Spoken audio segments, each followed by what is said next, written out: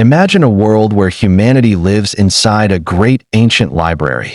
Each person handed a single book at birth, told it contains all the truth they'll ever need.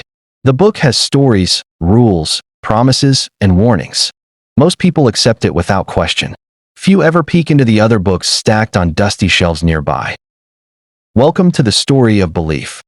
In a time when we've sent machines across galaxies, cured diseases, and explained lightning, how do billions still believe in unseen powers, sacred texts, and divine intervention?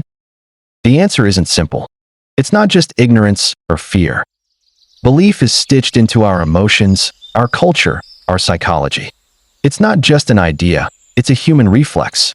First, we inherit belief. No one asks a toddler what they want to believe.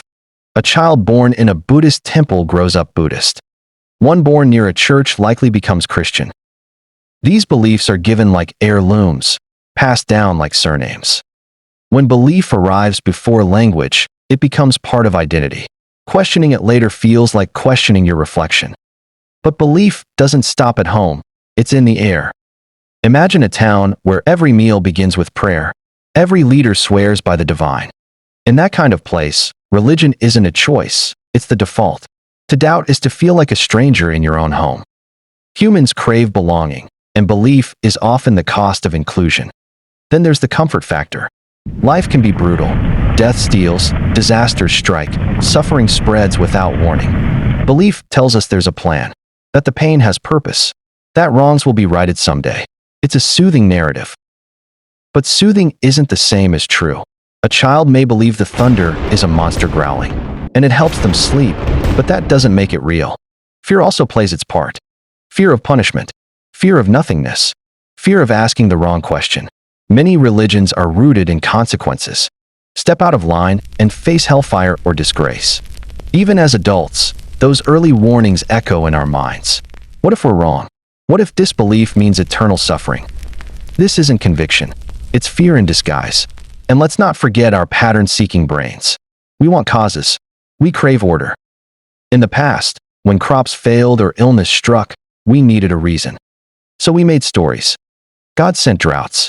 Spirits caused fevers. It made the chaos manageable. Even now, we see patterns that aren't there. Someone prays for a cure and recovers, miracle. Another prays and dies, mystery. Either way, belief stays intact. Confirmation bias plays a role too. We remember the answered prayers and forget the silence. We credit the job offer to divine favor, but dismiss the rejections as tests. If science used this logic, we'd never land a rocket. Lack of exposure also matters. In many places, people don't learn about evolution, critical thinking, or other faiths. Their belief feels universal. Everyone they know thinks the same. It takes courage and access to break that illusion. Then there's pride. To question belief means facing the idea that you, and maybe your entire upbringing, could be mistaken. That's a tough pill.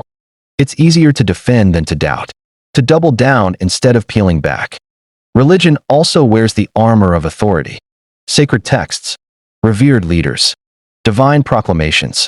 From an early age, many are told not to question. Authority demands obedience. But history reminds us, when belief goes unquestioned, it can lead to crusades and extremism.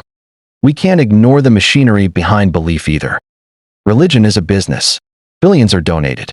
Empires are built on faith. Politicians use it. Institutions protect it. The more people believe, the more powerful those institutions remain. And then there's the unknown. Science hasn't solved everything. Why are we here? What happens after death? Religion offers neat answers. But neat doesn't mean correct. Sometimes, saying, "I don't know," is the most honest and courageous response. So why does belief still burn in the age of reason? Because it meets emotional needs. Because it offers community. Because it provides meaning when reality feels empty. But these benefits don't equal truth. Belief that ignores evidence isn't noble. It's just stubborn hope.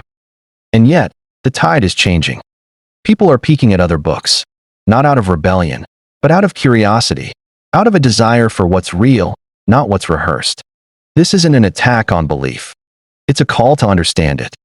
Only by asking why we believe can we hope to grow past what no longer serves us. Belief isn't fate. It's habit. And habits can be broken with questions, with empathy, and with courage. In the end, belief survives not because it's right, but because it's human. And that's exactly why we must keep asking, is it still worth holding on to?